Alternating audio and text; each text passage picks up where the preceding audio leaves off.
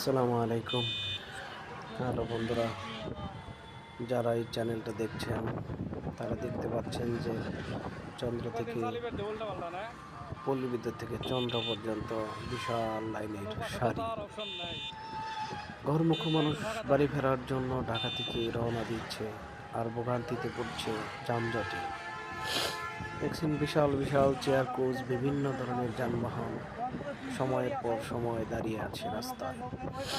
যানজট আর যানজট, বিশাল যানজটের মাঝে মানুষ ট্রাক, বাস, বিভিন্ন পিকআপ, বিভিন্ন ধরনের ছোট বড় যানবাহনে উঠে বসে আছে ঘন্টার পর ঘন্টা।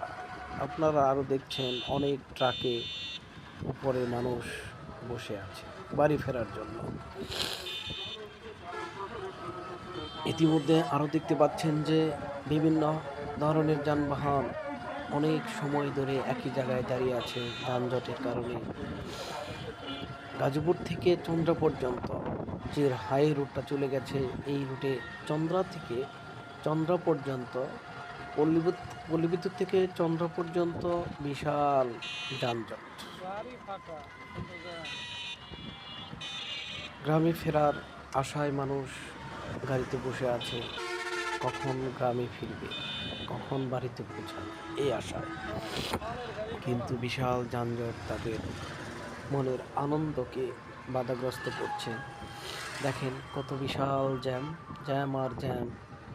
বিভিন্ন রাস্তাঘাট পুলিশি চেকপোস্ট বসিয়েছে যেন যানবাহন প্লাস জনসাধারণ মানুষের কোনো কষ্ট না হয়, তাদের ভোগান্তি না হয়।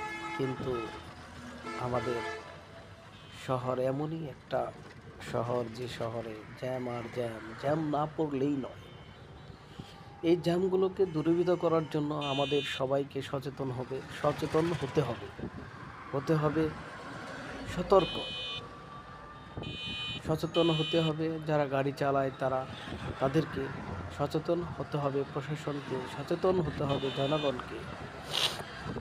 হ্যালো গাইজ, আমরা দেখলাম পল্লী বিদ্যুৎ থেকে চন্দ্র পর্যন্ত হাই রুটে যে জ্যাম, গাড়ির যানজট,